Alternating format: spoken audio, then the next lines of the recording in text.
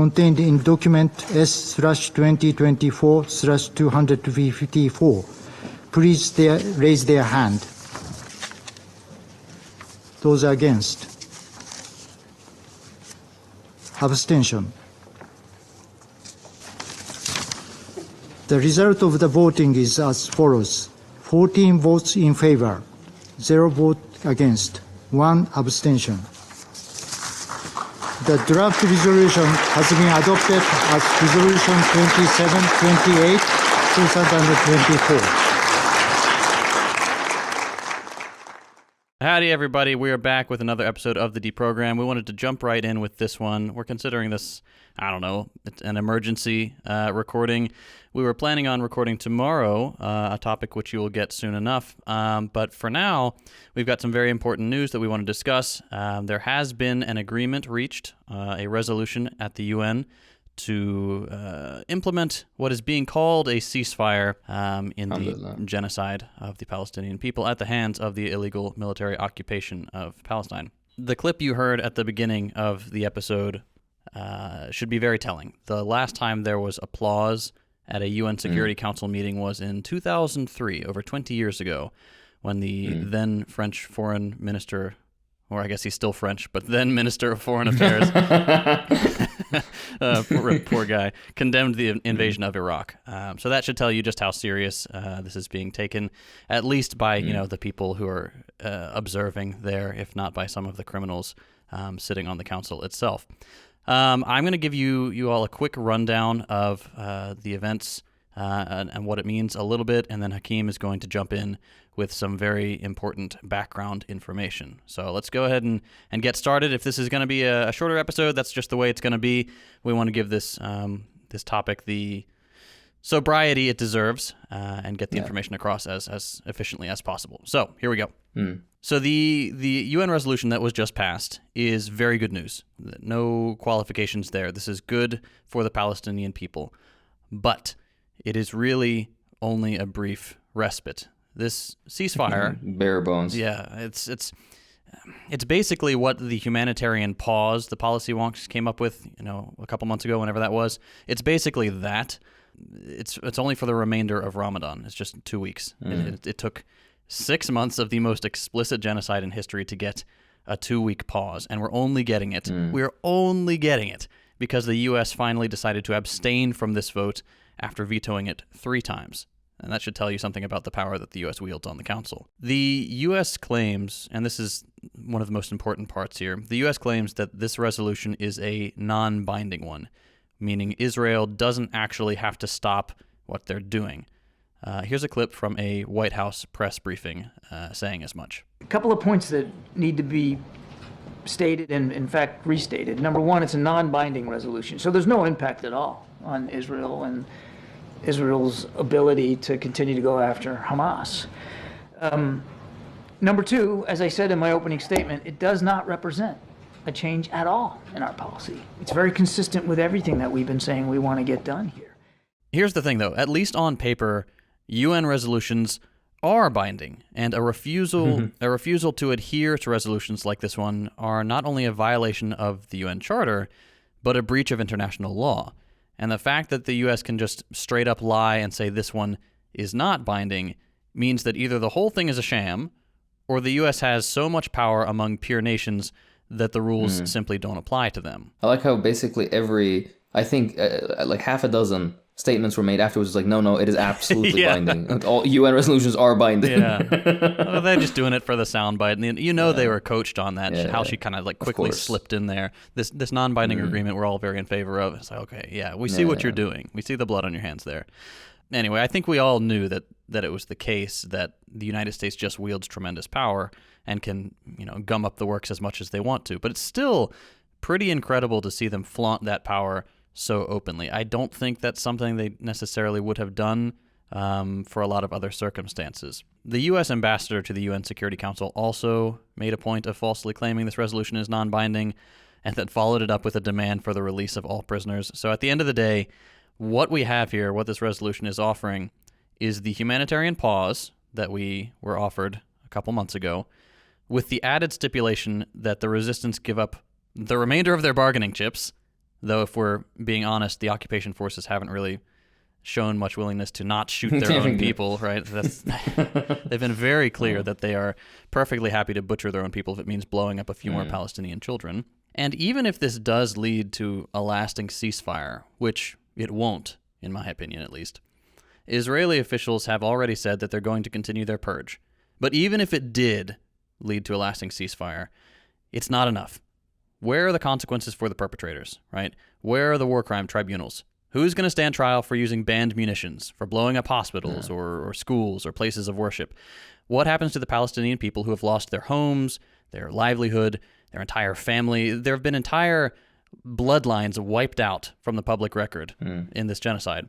A permanent ceasefire is just not enough, and a 2-week pause is certainly not enough. One person who's been pretty good on this issue, at least, speaking, I believe Colombia has cut ties already, but Gustavo Petro, the president of Colombia, has made a couple of important statements on the recent developments, and I would like to read them both because I think it kind of sums up the mindset we need to have right now. Here's the first one. The European Union, the United Kingdom, and above all, the United States, they all support dropping bombs on people because they want to teach a lesson to the entirety of humanity. They are telling us, look at our military power. What happens to Palestine can happen to any of you if you dare to make changes without our permission. And I think that's very true. And then in response to the ceasefire resolution, he said, quote, I invite the nations of the world to ensure that if Israel breaks the ceasefire, diplomatic relations will be broken with that country.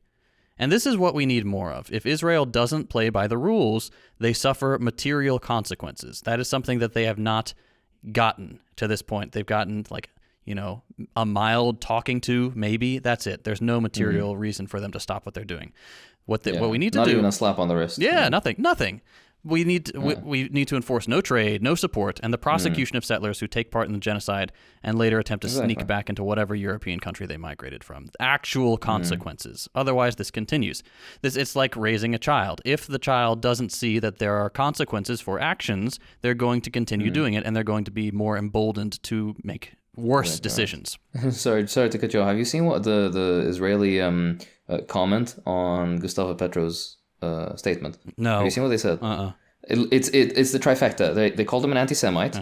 They called him a supporter of Hamas terrorists. Love it. And then they were like, we will not be pressured by anyone to stop our eternal mission fighting against the forces of these are the forces of light fighting against the forces. Basically, they went the full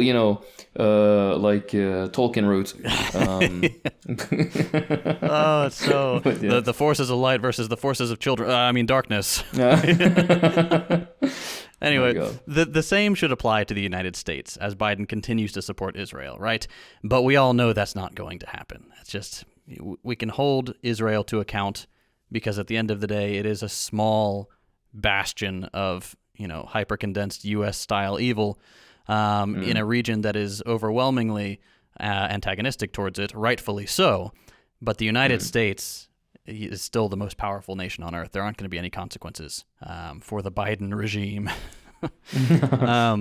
But one more thing that I want to bring up before I hand it over to Hakeem is the new U.S. spending bill, which Biden signed a couple of days ago at time of recording.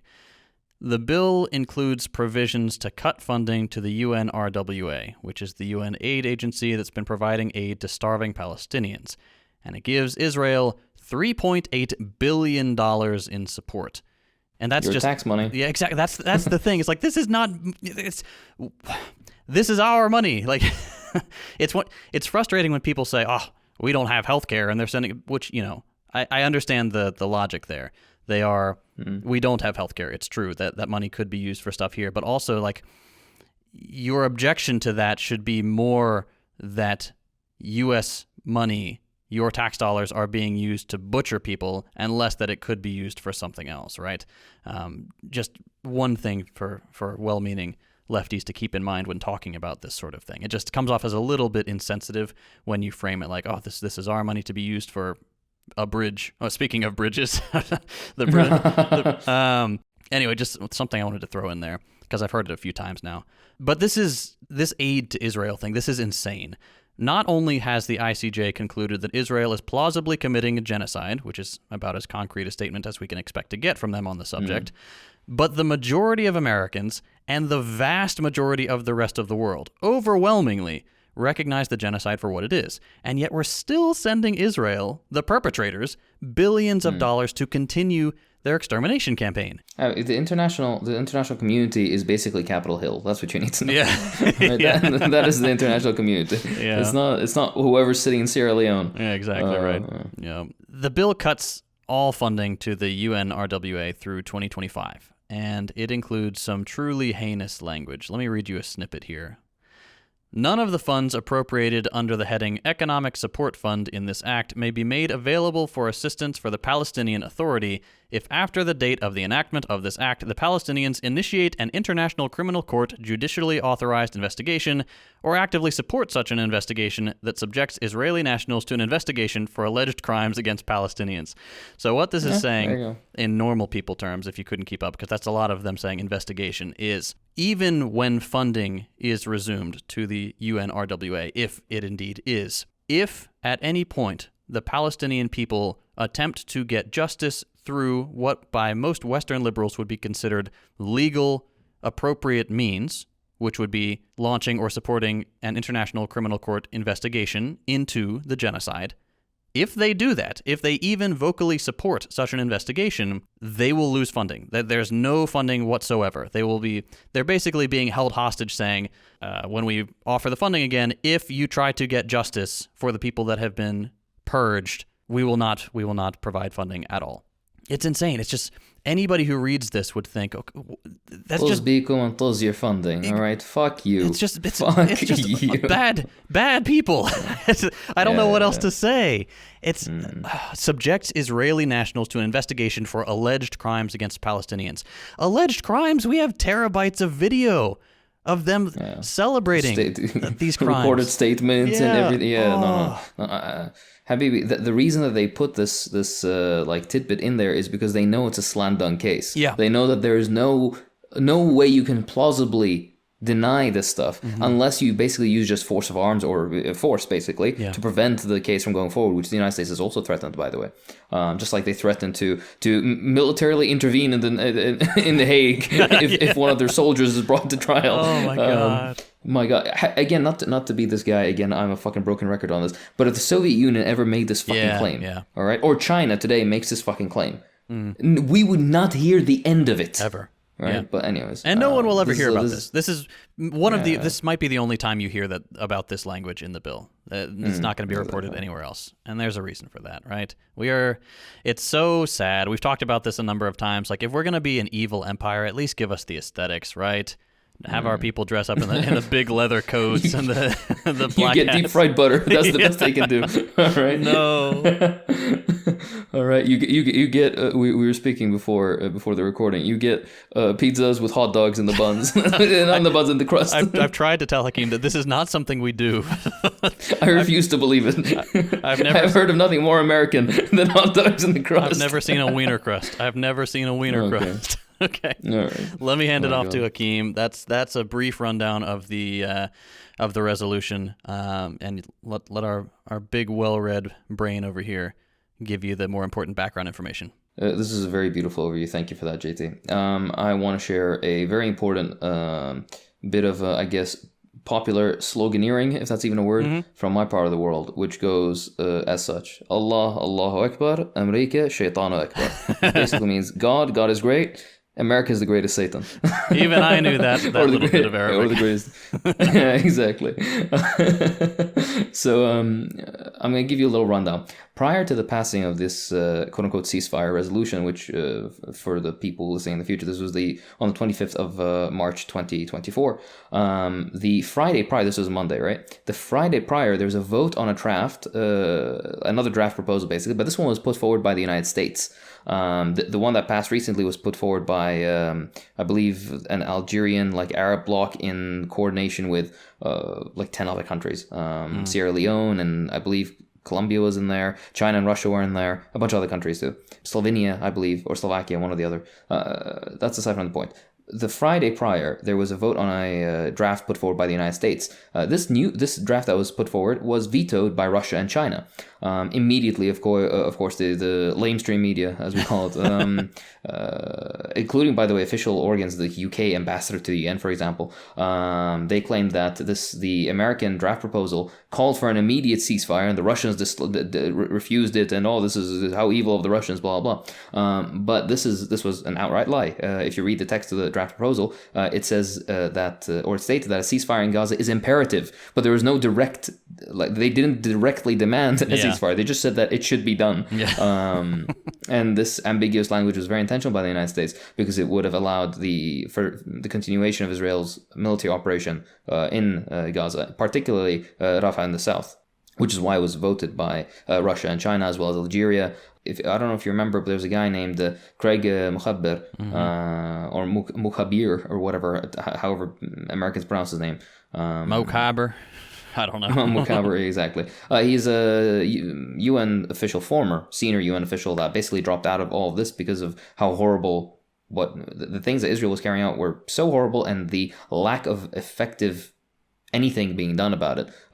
So basically, he resigned out of protest, essentially. But he stated something that's very clear. He said, the U.S. drafted a resolution which does not demand an immediate ceasefire, but instead suggests one might be negotiated if certain terms and certain conditions are met. This is not a ceasefire resolution, it is a ransom note, which is a very accurate point, because essentially it mentions, return all the hostages, basically, only the Israelis, Israeli nationals, return all of them. The Palestinian prisoners and hostages that Israel has taken, none of them need to be released. And also, if they're returned, then maybe we can discuss the ceasefire. It's a bullshit resolution. Yeah. Russian ambassador to the UN, he said that the diluted formulation, this is a direct quote, diluted formulation was deliberately misleading the international community in order to delay an actual ceasefire. And then he goes on basically saying that this is trying to throw a bone to American voters who want to see an end to the bloodshed. And of course, China's ambassador added, the most urgent action to be taken by the Council is to promote an immediate, unconditional, and sustained ceasefire. How based of them. Immediate, unconditional, and sustained ceasefire, he said. This is the universal call of the international community. Then he continues with the quote, if the US was serious about the ceasefire, it wouldn't have vetoed time and again multiple Council resolutions, it wouldn't have taken such a detour and played a game of words while being ambiguous and evasive on critical issues. Yes. God damn. That's how you make a statement. That's exactly right. Like, you can quibble about the stuff, but to go ahead and say it outright like that, hey, you guys are being unserious. You're pretending that, like, you haven't been the biggest roadblock to an actual ceasefire that you claim that you want. Yes, that is a good statement. Well done. Now, let's juxtapose the base Chinese statement with a statement from Israel's ambassador to the UN, Gilad Erdan. He was the guy, him and his team, who came to the UN wearing the Yuden golden stars on their thing. Anyways, by the way, these are the same people who call Holocaust, the people who died in the Holocaust and the people who survived it, they call them weak, and they call them, and they treat them like absolute shit, saying that, if you were actually, if you embodied what it's supposed to mean to people, Yeah. If you were truly God's chosen people, you wouldn't have been so weak. Social Darwinist shit. Absolute that they've evil. Introduced. So this guy, he said, after Friday's vote, that the one that failed, the American proposal, he said that the Security Council's failure to adopt the American resolution is, and I quote, a stain that will never be forgotten. Now, why would an Israeli ambassador be in favor of a quote-unquote ceasefire proposal? I fucking wonder. Oh, wow, maybe because it doesn't actually mean anything? Yeah. By the way, juxtapose that with the reaction to the recent ceasefire that was passed on Monday. I'm going to talk about that in just a second. Anyways, this guy, being the absolute upstanding human being that he is, he went on to blame all civilian deaths on Hamas, and he claimed that and I quote, libelous famine in Gaza is Hamas propaganda. Oh my God. He went out of his way and he said he denied that Israel was impeding the movement of humanitarian aid to and within Gaza. It's on video. They are outspoken about why they're doing it. There are reporters there hey, why are you guys doing this? Oh, we hate Arabs and we want them to die. Yeah. Okay, thanks for the interview. They're not shy about this stuff. When we defeat Gaza, and then there will be Disney World and Sephora and Starbucks, basically. Anyways, I will want to share with you, to juxtapose with this beautiful point, juxtapose is the word of the hour apparently, the bullshit where they say that they deny that Israel is impeding the movement of humanitarian aid. I want to share with you a comment from the UN Undersecretary General for Humanitarian Affairs and Emergency Relief Coordinator. So this is the guy, basically. And he put up quite a long write-up, and he says, there's been a lot of debate and finger-pointing about the challenges to getting aid to the people in need in Gaza, so let's settle this once and for all. Limits to aid distribution within Gaza are set by those who block the movements of convoys meant to feed tens of thousands of critically hungry people. They are set by those who denied the access of every fifth humanitarian mission to northern Gaza in the first half of March. They are set by those who refuse to open crossing points leading directly to the north, where hundreds of thousands of people are in imminent risk of famine. They are set by those who block the entry of life-saving supplies for hospitals and water purification, and they are set by those who continue to bombard Gaza. We need Israel to lift all impediments to aid. We need a ceasefire now. And this is a statement by Martin Griffiths, who is the humanitarian chief of the UN, as I mentioned.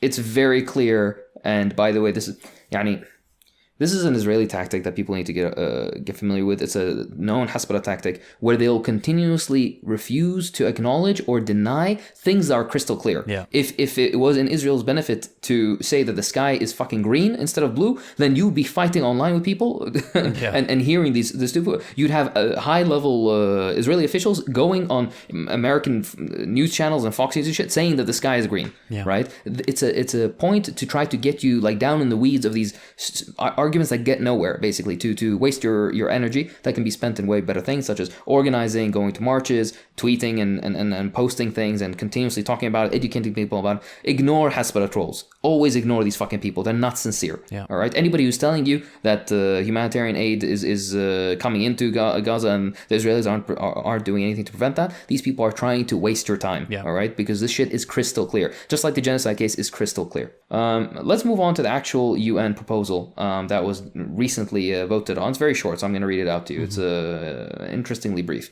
And I'm going to point out the change that the Americans made. And here's the series of countries. Sorry, I got them wrong before. It was Algeria, Ecuador, Guyana, Japan, Malta, Mozambique, Republic of Korea, Sierra Leone, Slovenia, and Switzerland. This is the draft resolution.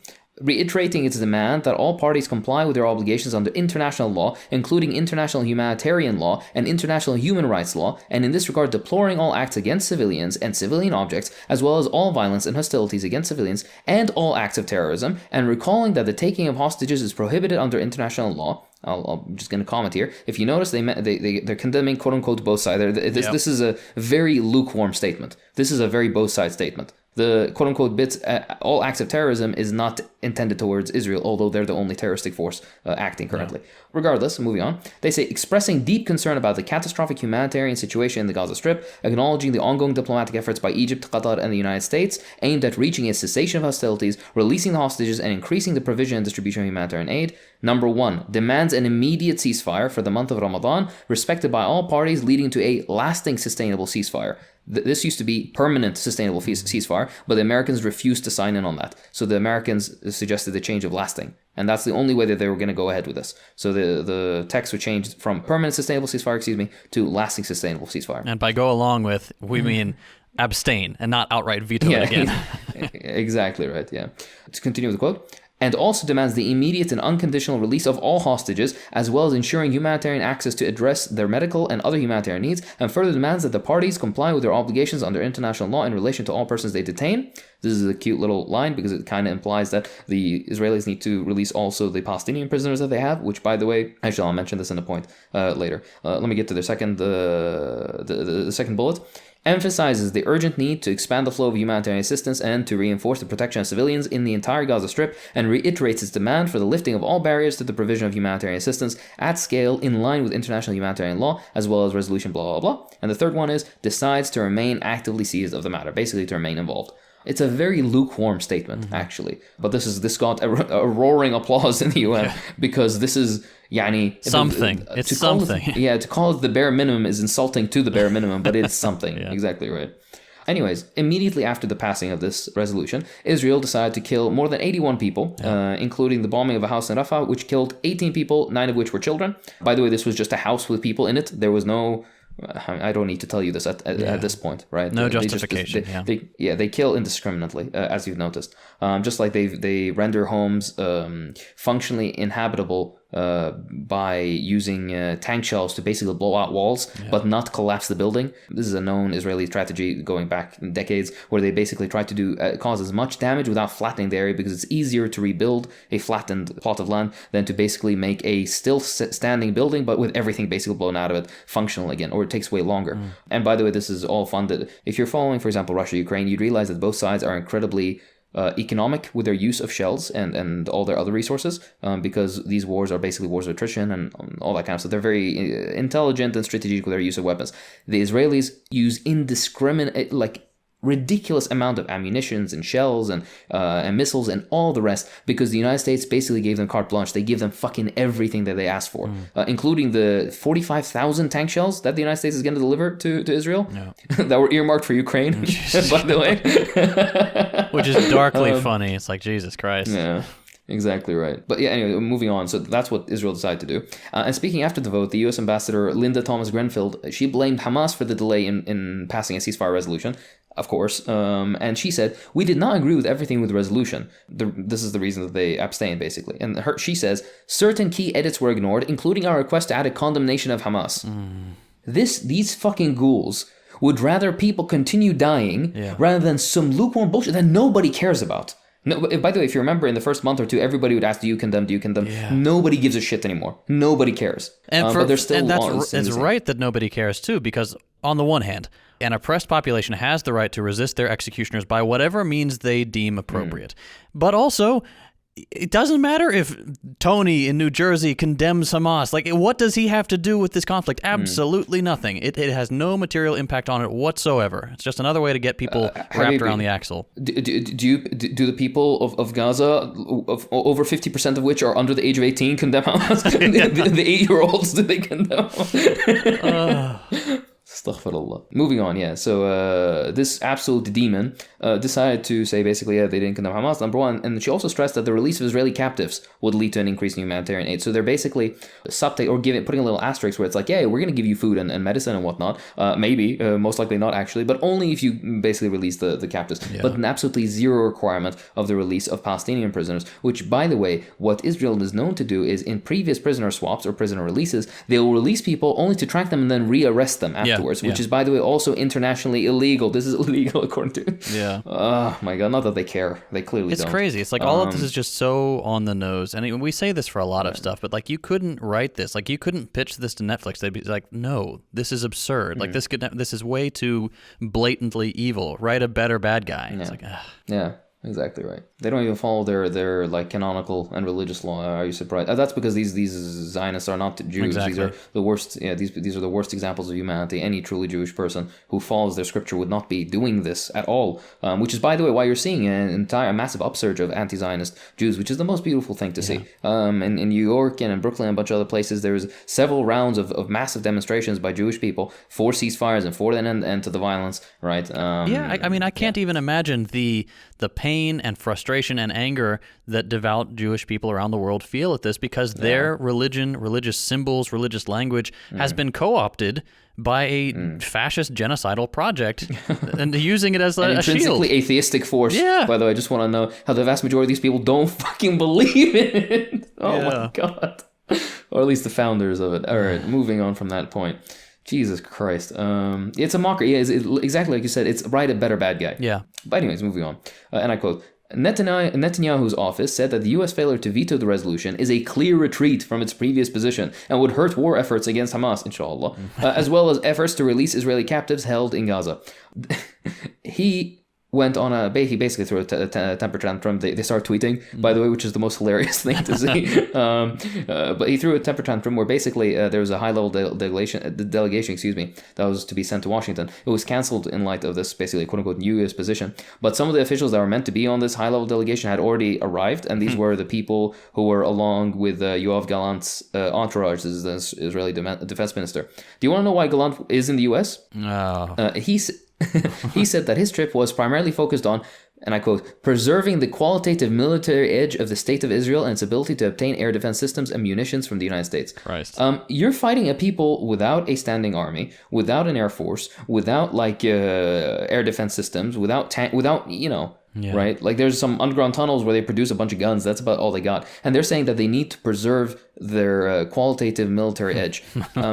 How insecure are you in the quality of your quote unquote? I mean, we already know all their top units and guys have been massacred or rendered incapacitated, incapacitated for life. Alhamdulillah, and may they get even worse. These demons. When that's what have you seen the video? Oh my God. Despite the U.S. making no serious attempt at preventing the coming invasion of Rafah, where, need I remind you, 1.5 million displaced people live in basically essentially open air cloth tents, right? Shrapnel will cut through 10 of those without any issue. These people are in grave danger. I quote, Netanyahu promised to defy U.S. appeals and expand Israel's military campaign to Rafah even without its allies' support. Want to know why the U.S. supposedly opposes it, the Israeli incursion into Rafah? Of course, not because of the kindness of their own hearts. I hope people didn't assume that. I'm going to quote, Anthony Blinken, the U.S. Secretary of State, told Netanyahu on Friday that such an operation would risk, and I quote, this is Blinken talking, further isolating Israel around the world and jeopardizing its long-term security and standing. It'll make them look bad. Yeah, they don't care about the dead civilians. They're just afraid Israel's going to look bad if they do this. Yeah, and again, write better bad guys. How? I don't know. Maybe I'm naive. Maybe these people truly think they're doing good, but like, how can Blinken get up there and say something like that with like zero self-awareness? And maybe he is aware. Dude, maybe half of these politicians that are so gung-ho about supporting Israel, these people are bankrolled entirely by a particular lobby that supports it. Yeah. That's not, there's no anti-Semitic conspiracy of, the Jews control the United States. No, it's not that. It's a very simple follow the money. Yeah. There are many different kind of lobbies in the United States. There are agriculture lobbies, there are pharmaceutical lobbies, there are different other countries that have lobbies, but Israel and that particular lobby has a significant presence concerning the size of the country and the relative, right? Like Pakistan doesn't have a fucking, imagine if China had a lobby and trying to influence our politics. People would be in an uproar, right? Even the mainstream news, I think it was MSNBC, did a piece on AIPAC funding recently. They did like 6.5 minutes on how many millions of dollars they're spending, which was very surprising to see, but good. It's very good. Yeah, the tides are slowly shifting, but not nearly fast enough. Anyways, but moving on. Let's contrast this with the response of Hamas to what the Israelis threw a fit. They're like, we need to get the military edge. They start bombing homes after this. All this. What Hamas said was, to just give a general overview, they welcomed the Security Council resolution, stressed the necessity of reaching a permanent ceasefire, which entails total Israeli withdrawal from Gaza and the return of displaced Palestinians to their homes. And they also said that they reaffirmed their readiness to engage in an immediate prisoner exchange process that leads to the release of prisoners on both sides, which, by the way, Israel continues to refuse. They're basically saying, we're going to keep bombing you until you give. The Israelis are saying, we're going to keep bombing you until you return our hostages, which we'll probably bomb as well, Lamal. But they're giving nothing back. They're not going to return anybody, despite the fact that there are magnitudes, thousands more Palestinians in prison. And the difference is that the Palestinians in prison are literally people taken off the fucking street as young as like 3 and 4 and 5 years old, which, by the way, Israel is the only country which tries fucking 4-year-olds in military tribunals with like a 98% conviction rate. It's a joke. Again, it's a fucking... And tortured, too. Like, we haven't even touched on the conditions in which the Palestinians held in Israeli prisons are subjected to. It's insane. Whereas we've seen the prisoners that the Palestinians have released in good spirits. They've been taken care of. Despite how little food and medicine the Palestinians have access to, they make sure that their prisoners are taken care of, right? Yeah. Versus... exactly right. Meanwhile, the inverse, Palestinian prisoners were stripped and beaten and sexually assaulted, particularly women, amongst all the rest of it. And then afterwards, they're beaten and they're humiliated. And then before they're quote unquote released or given any sort of contact with the outside world, they're made to basically sign and go on tape saying that, we were treated humanely and they didn't do anything to us. And then they just basically kicked them out. I remember there was an interview with a Palestinian woman who was recently released. And nothing. She didn't do anything. She's just some middle-aged lady, and she was beaten and sexually abused and all this kind of stuff. And in the end, basically, she was made to go on recording to say that we were treated humanely and all that kind of stuff. When the recording stopped, they started beating her again. You lack words to describe this kind of evil and this kind of disdain for human life. You have to be a certain kind of a ghoul or demon or Zionist to do this. Anyways, To kind of re-emphasize something that GT said earlier, it took more than 90% of Gaza's 2.3 million residents being displaced, an unending series of Israeli siege and bombardment, which caused catastrophic famine levels, more than 32,000 Palestinians killed, most of them children, and tens of thousands more injured, over 70,000 people injured, for the U.S. to allow the passing of a single ceasefire proposal. The U.S. really is evil incarnate in this kind of stuff. And by the way, don't let this bit be overlooked. Every single time the United States wants to sow its fucking misery around the world, they always find some token minority to put to be their, the altar boy to fucking. Yeah, and I've seen, thankfully, people are roasting this take, but I've seen a couple people being like, it makes me very uncomfortable to see how the left is treating this black woman. I'm like, oh, no, you cannot do that. When you become an agent of empire to this extent, when you are willing to be the face of this, when you are willing to be the one who has all that power in raising your hand, you forfeit the right to be an oppressed minority, right? Whoever was filling that role, that's a choice they made. I'm going to quote you. I think people know that I really like to listen to Bamboo. There's a poster in the background always of the Deprogram animation of Bamboo, because I love him. And he had a song called Diddy Bop. The lyrics go, when y'all are focused on Asian rap representation, I'm yelling brown lives, black lives, liberation. Because how's it going to help if they look like you, representing you, but they move like colonizers do? Mm-hmm. Yeah. Which is a very beautiful, and then this is exactly all you need to just quote this to them, right? It doesn't matter if they got black skin or whatever else. This does not matter. If they move like colonizers, this stuff should be self-explanatory. Yeah. Otherwise, you fall into the liberal trap of more women concentration camp guards, right? The clap emoji, which they unironically believe, and they're so proud of it for the CIA director position, we need more women bombers. Like, oh my God. Moving on to the new ceasefire that was passed, I read you the text of it, of course. There's some comments that were made. The Russian ambassador mentioned, and I quote, "It is of fundamental importance that the UN Security Council, for the first time, is demanding the parties observe an immediate ceasefire, even if it is limited to the month of Ramadan. Unfortunately, what happened after that ends remains unclear." And they go on to mention that Russia and a bunch of other countries tried to push for the use of the word permanent in regards to the ceasefire. And they all complained that dropping the word would allow Israel to, and I quote, "resume its military operations in the Gaza Strip at any moment after Ramadan." And to continue the quote, they say, "We're disappointed that it did not make it through." Of course, they tried, and the United States was simply not going to go ahead with it. So this is, again, better than nothing, but again, we're very close to nothing. Yeah. The pressure that is against Israel and the United States and all these politicians, wherever they are, the pressure must absolutely remain. You can't ever let go. This is not a release valve for this. Whatever the Biden regime, of course, or any other polity that currently exists that's currently supporting this or not saying in completely clear terms, immediate ceasefire, these people need to be. I don't know if you've seen, what's his name, the Canadian, Trudeau, where he was at a Greek National Day parade or something, and he was basically lambasted. People were